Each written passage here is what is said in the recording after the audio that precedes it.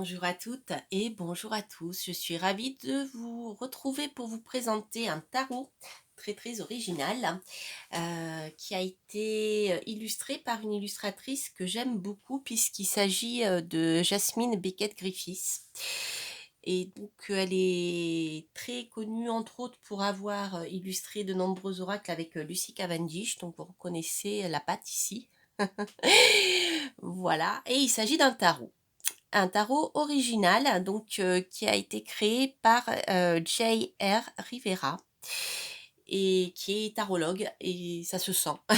Donc c'est génial. Euh, voilà, j'ai adoré, donc je l'ai acheté en français pour avoir le livre. Donc voici la photo à l'entrée du coffret donc de l'auteur et de l'illustratrice. Donc en fait, j'ai acheté le coffret en français tout simplement parce que le livre est très intéressant. Je le trouve très fouillé. Donc c'est un tarot, hein. Vous pouvez l'utiliser à la fois comme sur le plan divinatoire, développement spirituel, développement personnel. Le tarot, on peut l'utiliser. Il est très riche, il permet de faire plein de choses. Et voilà, donc l'auteur aborde tout ceci dans ses explications. Il y a énormément de tirages. Je vais vous présenter tout ça. Et voilà, et voilà, et voilà. Donc c'est super. Alors, si j'oublie pas, à la fin, je vous présenterai d'autres. Je vais le faire tout de suite. D'autres oracles que j'aime bien, que j'aime beaucoup même. Alors, hop là, il y a celui-ci, l'oracle des métamorphes. Donc, vous voyez, vous reconnaissez la patte de l'illustratrice. Donc, un oracle de Lucy Cavendish. Les métamorphes, je ne l'ai pas trop utilisé encore. Ensuite, un de mes préférés, c'est l'oracle des vampires. Je crois que c'est le premier oracle que j'ai acheté de Lucy Cavendish. Et ensuite, l'autre que j'aime beaucoup aussi, c'est l'oracle des êtres d'ombre et lumière. Voilà, vous connaissez les illustrations de Jasmine. Voilà, que j'oublie. Alors, maintenant, on va voir donc le tarot. Donc, ce que je ferai à la fin, je vous ferai un petit tirage à deux choix, comme d'habitude. Comme ça, vous verrez comment vous pouvez aborder ce tarot à travers les écrits de son auteur. Donc, c'est toujours intéressant. Donc, c'est un grand coffret qui s'ouvre, qui est magnétique. Je ne sais pas si vous entendez le clac. Donc, vous avez le livre ici, qui est un grand livre. Voilà, format A5, mais format tarot tout en longueur. C'est rigolo. Et ensuite, vous avez donc ici le jeu qui est en deux parties comme ça. Bon, c'est pas des plus pratiques, c'est pas ce que je préfère. Mais voilà, mais le coffret est sympa et j'aime beaucoup. Alors, donc dans ce jeu, il y a je crois, deux cartes supplémentaires. Je ne me rappelle plus exactement que l'auteur a rajouté. Alors, ce qui est sympa, vous avez ceci en dos, donc vous pouvez utiliser à l'endroit et à l'envers pour ceux qui aiment bien. Et je ne sais pas si vous voyez, vous avez une bordure qui est violette métallisée au lieu que ça soit doré. Voilà, très joli. Moi, j'aime beaucoup. Ils sont souples, ils reviennent bien. C'est format oracle traditionnel en fait, hein, au niveau du format du tarot. Et voilà, vous avez une petite illustration avec le nom de l'arcane, hein, avec à chaque fois un mot-clé. Alors, pour ceux qui connaissent le tarot, le mot-clé est un peu, alors, je dirais pas gênant, mais le tarot, c'est vrai qu'il y a tellement de sens en fonction, comme dans le Petit Lenormand, vous savez, les lames qui se trouvent à côté les unes des autres, ça prend une autre dimension. Savoir si on l'utilise en pour, en contre ou à l'endroit à l'envers, la lame a un sens différent aussi. Donc là, c'est vrai que c'est un peu gênant, mais bon, à la fois, vous pouvez l'utiliser aussi comme oracle, vous voyez, avec un mot-clé, sans forcément vous baser sur le tarot. Donc, c'est intéressant. Je trouve que ce jeu est intéressant aussi pour les personnes qui aiment bien travailler, ou surtout les débutants qui aiment bien travailler avec les mots-clés. Et comme ça, vous avez pas besoin de travailler avec la signification du tarot. Voilà, bon, moi je fais les 2 puisque puisque je suis tarologue, donc c'est vrai que, voilà. Voilà, voilà, il est magnifique ce jeu, je l'ai beaucoup, enfin, c'est pas longtemps que je l'ai acheté, en fait, je l'ai pas acheté dès qu'il est sorti, parce que j'étais un peu dubitative, voilà, je suis plutôt tarot de Marseille traditionnel. Et mais comme j'aime bien les illustrations et que le livre est intéressant, eh bien, je me le suis procuré.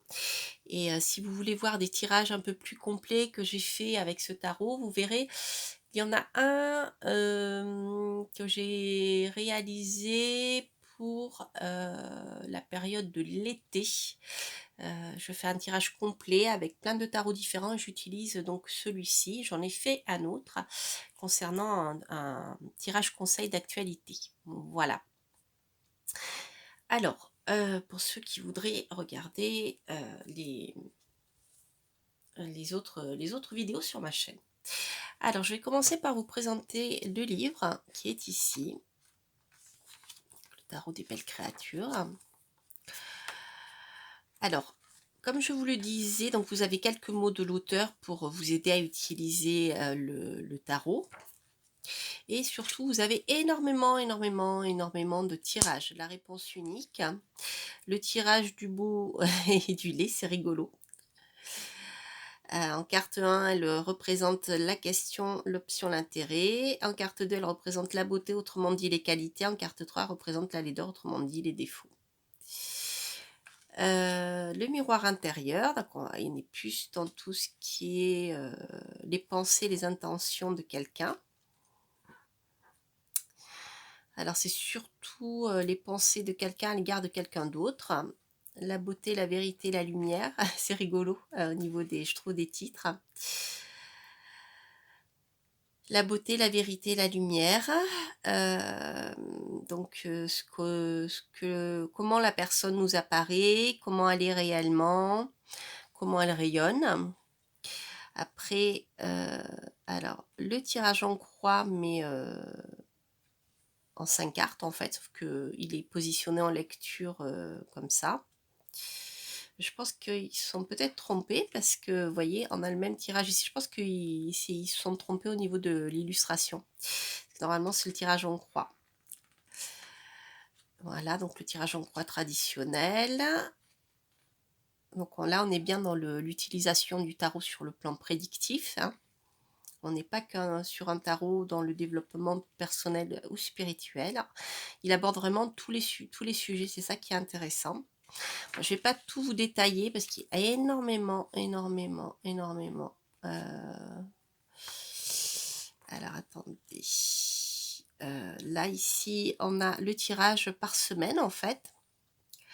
Le tour d'horizon de 30 jours. Donc là, on a première semaine, deuxième semaine, troisième semaine, quatrième semaine et l'issue du mois en cours. C'est intéressant si vous voulez faire voilà, une lecture de ce qui vous attend pour le mois à venir.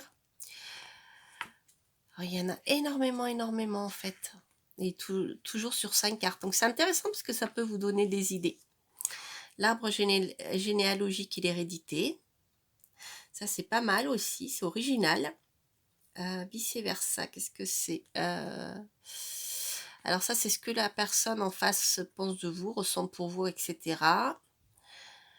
La façon dont on peut fonctionner ensemble. Donc ça, c'est plutôt un tirage, je dirais, de couple, hein, de projection dans le couple à venir. Ou à une projection à venir dans le couple, ça n'a pas le même sens. L'arbre généalogique ou l'hérédité, donc là voilà, on n'est plus sur ce qu'on a hérité des liens familiaux, etc. Jour après jour, là on est sur un tirage pour répondre à une question avec le passé lointain, le passé présent, le présent, l'avenir proche, l'avenir lointain. Hein. On peut le faire aussi avec un tirage en croix. Donc là, il l'a fait sur 5 cartes. Ah, ça c'est un tirage sur le rêve. Ils sont intéressants. Il y a plein, guérir un cœur brisé. Voilà. Pour faire un bilan ce qu'une relation vous a apporté, même si elle s'arrête. La prochaine grande histoire. Ouais, super ça. La prochaine grande histoire d'amour, je suppose. Elle représente la façon de penser de l'autre, sa personnalité, etc., etc. Donc on est bien dans la projection future, hein, dans la prédiction. Les maisons astrologiques, donc là vous les connaissez.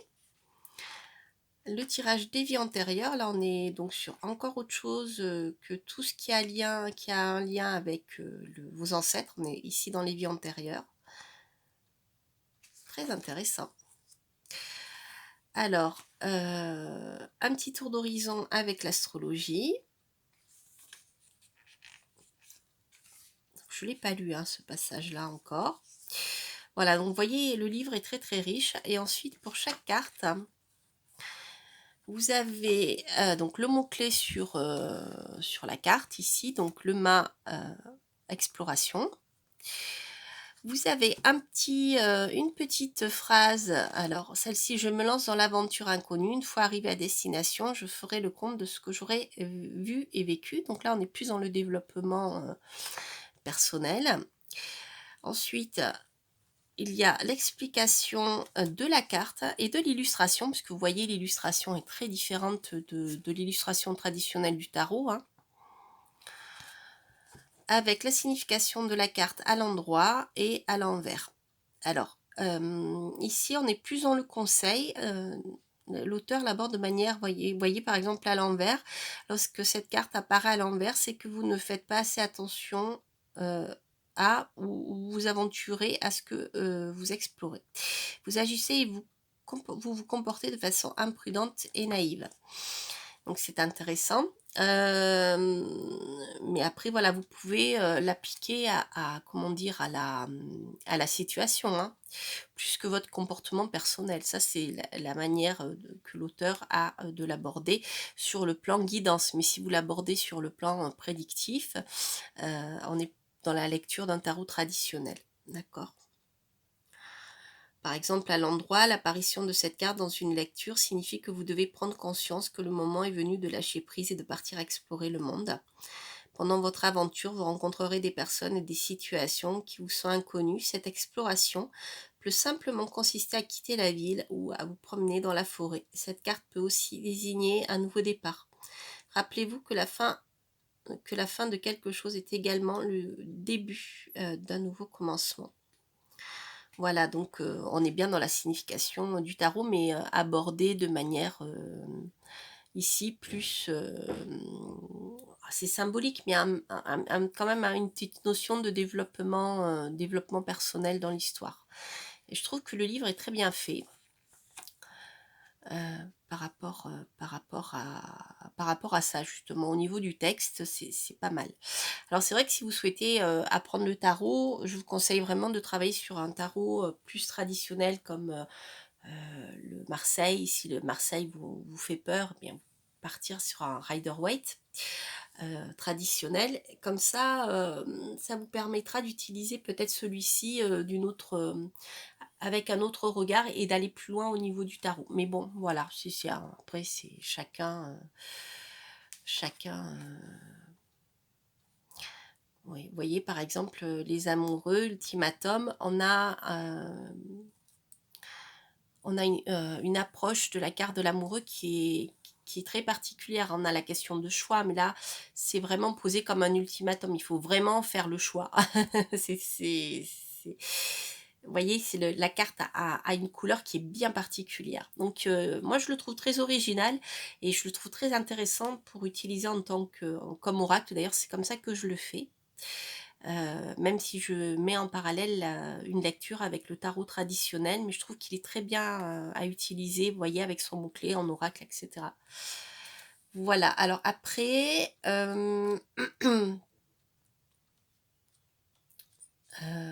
des cartes supplémentaires, je crois qu'elles sont à la fin. Voilà, les cartes bonus. Les cartes bonus, donc vous êtes unique, elle est géniale, celle-ci j'aime beaucoup.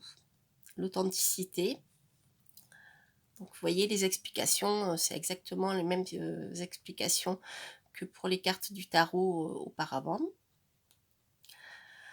Le surnaturel, j'adore aussi. Je trouve qu'elle rajoute cette carte une dimension très importante au tarot.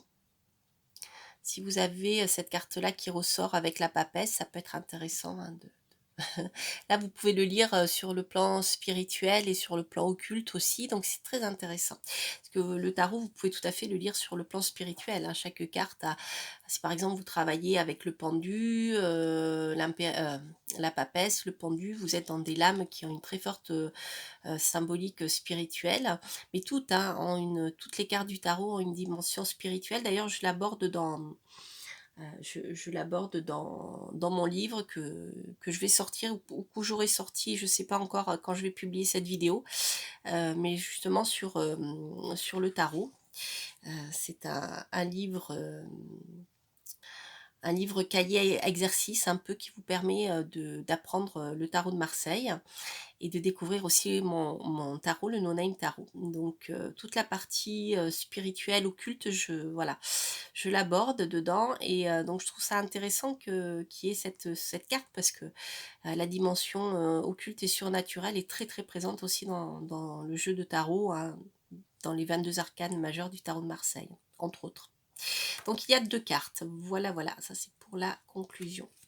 Donc ce que je vais faire, je vais vous montrer quelques cartes, je ne vous les montrerai pas toutes parce que donc on a 80 arcanes, du coup les 78 traditionnels plus 2 arcanes supplémentaires. Donc là, comme je l'ai utilisé, elles sont mélangées.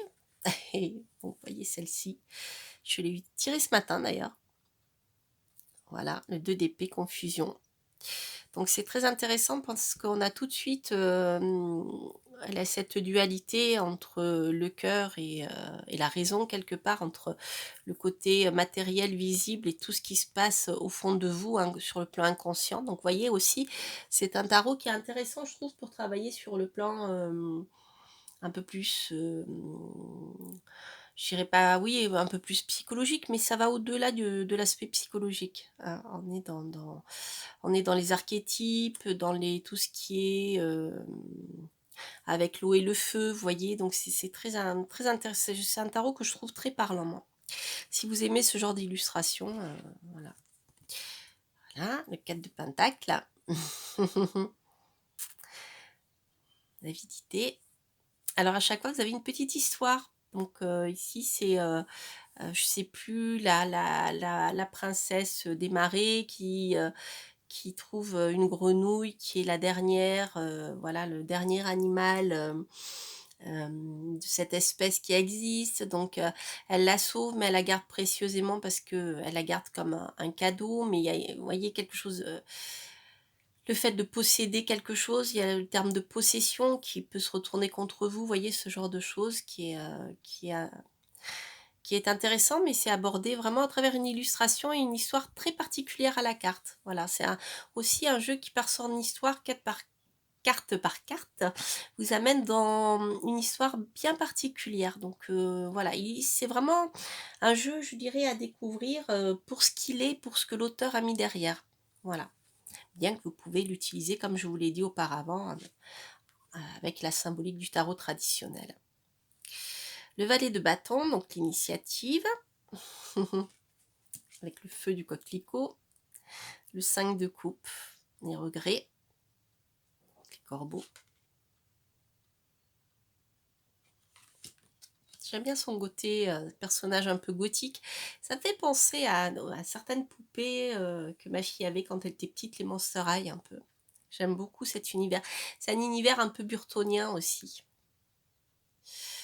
Voilà, et d'ailleurs cette illustratrice a illustré un oracle de Lucy Cavendish, que je ne vous ai pas montré là, qui est l'oracle sur Alice au Pays des Merveilles, et qui se base sur l'histoire d'Alice, et il est vraiment, vraiment intéressant. Le 8 de bâton, le 7 de bâton,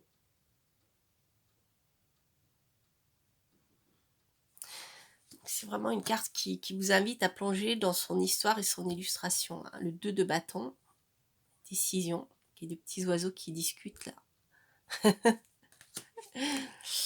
Hop. Ah. Le 7 de coupe, illusion. 6 de coupe, souvenir.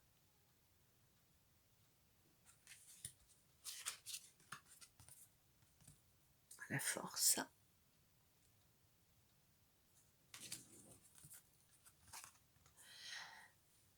Reine de coupe. Intuition.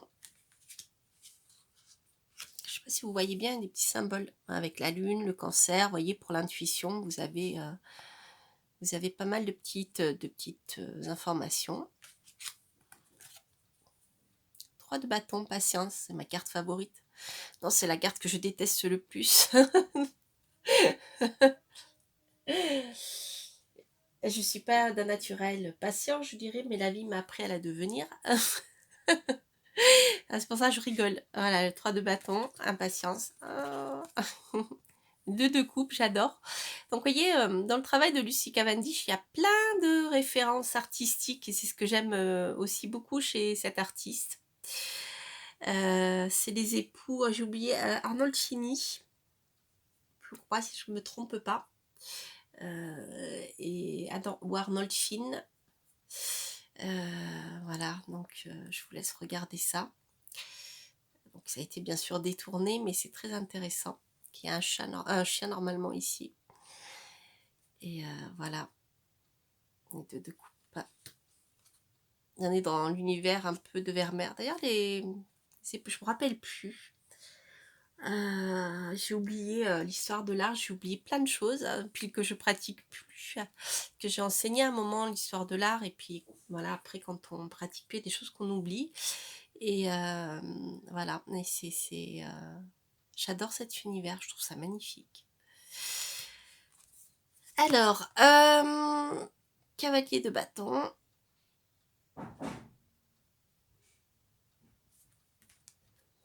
C'est rigolo avec le feu. Donc on a le symbole du Sagittaire ici pour l'action. Je trouve ça très très intéressant. Symboliquement parlant, je trouve qu'elles sont bien faites. Alors toutes me parlent avec plus ou moins de force. 10 de coupe, la plénitude, elle est belle celle-ci.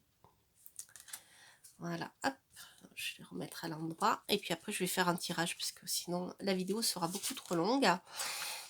Vous verrez, j'ai d'autres collègues qui en ont fait la présentation et qui vous présentent peut-être le jeu en entier. Le 6 d'épée, détachement. Voilà. Donc ce que je vous propose, c'est de faire un tirage hop, à 2 choix. Alors vous avez le choix entre la jolie plume blanche avec les plumes rousses et l'attrape-rêve. Donc vous pouvez poser soit une question par tirage, soit en choisir un si vous avez une préoccupation unique. Et ensuite, je vais voir, voilà, ce que moi, l'intuition, ce que je ressens.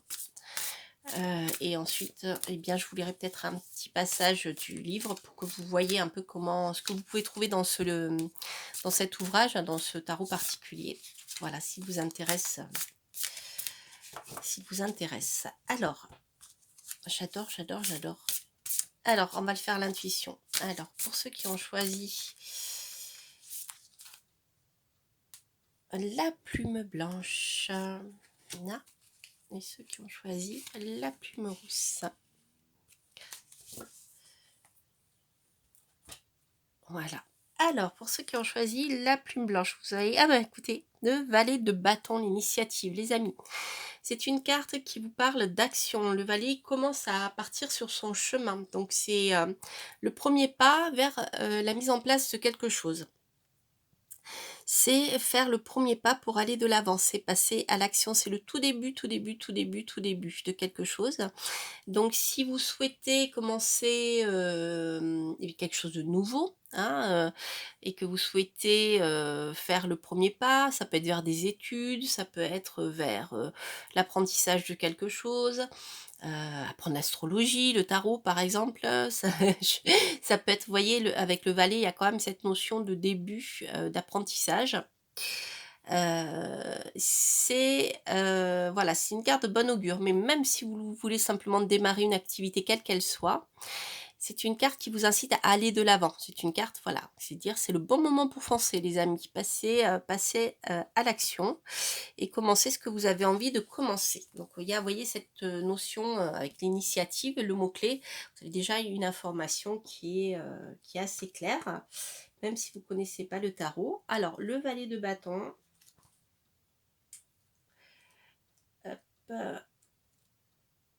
le valet de bâton. Ah oui, alors ils ont placé les cartes de cour à la fin. Valet de bâton. Voilà. Alors, le valet de bâton. Je touche à tout ce que je peux, cela me motive.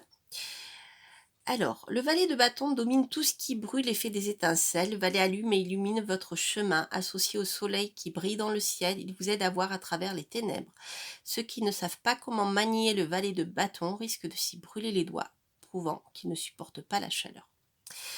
Alors, je vais vous lire l'archétype. Le valet de bâton désigne une personne rayonnante, vive et audacieuse, animée par l'étincelle de vie. Sa personnalité et son attitude brûlent tout sur son passage, tel un feu de brousse, les enflammant d'énergie. D'un simple mot, d'un seul geste, elle transmet motivation et inspiration aux autres et fait ressortir ce qu'il y a de mieux chez eux quand leur morale est au plus bas. Du mauvais côté, il lui arrive parfois de laisser tomber ses proches, d'être source de grandes déceptions. Elle ment souvent dans son propre intérêt. Elle a la capacité d'éteindre votre inspiration et vos aspirations en tenant des propos méchants, odieux et blessants. Ça, c'est pour le côté négatif. Situation. Le valet de bâton signifie que vous traversez une période où vous voulez vivre certains moments de votre vie comme le dernier. Vous ne ferez de mal à personne en agissant ainsi, au contraire, vous montrerez ce dont vous êtes capable. Prenez un risque qui a du sens pour vous sans avoir peur et faites une chose que vous avez toujours voulu faire mais dont vous ne vous sentiez pas le courage. Voilà ce que je vous disais tout à l'heure. Mieux vaut échouer que de ne jamais essayer. Du mauvais côté, évitez les gens, les situations qui blessent votre amour-propre ou les personnes qui doutent de votre capacité à réussir à surmonter les problèmes qui vous font obstacle. Même si c'est douloureux, vous devez rompre le lien et prendre vos distances. Voilà. Ensuite, pour vous qui avez choisi le mandala avec la plume rousse, vous avez l'arcane majeur ici qui est la force avec l'impétuosité. Donc ici, ça nous parle de maîtrise des choses. Si vous avez des questions concernant une situation qui peut peut-être vous échapper ou qui vous, comment dire, qui vous inquiète, voilà, vous avez l'impression de ne plus maîtriser la situation, c'est une carte dans son côté positif qui vous dit oui, vous pouvez tout à fait maîtriser la situation. Toutefois, faites attention à son pendant négatif qui est le contrôle par le rapport de force et la tyrannie. Voilà, donc faites attention dans la manière dont vous parlez, qui peuvent être parfois blessantes ou vous voyez des fois lorsqu'on veut faire quelque chose, reprendre le contrôle d'une situation peut être un peu agressif et c'est un peu voilà une carte qui peut vous mettre en garde contre ça. Alors sur les inscriptions ici du livre, alors la force. La petite phrase, vous craignez et redoutez quelque chose, n'est-ce pas? Dites-moi ce dont il s'agit, je vous enseignerai comment obtenir la force nécessaire pour vaincre vos peurs. Donc je passe la description de la carte, ça serait trop long. Alors, à l'endroit, la signification. L'apparition de cette carte dans une lecture signifie que vous êtes une personne forte, vous avez la force de surmonter tous les obstacles et d'affronter tout ce que la vie met sur votre chemin. Vous pouvez utiliser votre force mentale, physique, spirituelle et émotionnelle quand vous le souhaitez. Ne retenez ni votre force ni votre vigueur et ne vous considérez jamais comme faible. La faiblesse n'est pas un état d'esprit. C'est vous qui convoquez votre courage et qui en disposez. Vous voyez, une notion de courage, j'ai oublié de vous dire, qui est très importante avec la force aussi. Lorsque cette carte apparaît à l'envers, c'est que vous ne faites pas assez d'efforts, vous vous laissez écraser par les autres et par la situation. Vous devez investir du temps dans la recherche de vos points forts et dans des domaines de votre vie où vous pouvez triompher. C'est quelqu'un sous-estime votre force. Voilà, ça c'est ce que vous pouvez trouver dans le livre. Voilà les amis, j'espère que cette review et cette guidance vous aura plu. N'hésitez pas à liker si vous avez aimé, à commenter si ce tirage résonne en vous et à vous abonner si vous passez par là. Quant à moi, je vous souhaite de très très belles vacances parce que je pense que cette vidéo, je la diffuserai pendant les vacances. Et je vous embrasse et je vous souhaite plein plein de belles choses. Profitez du soleil. Portez-vous bien. Bye bye.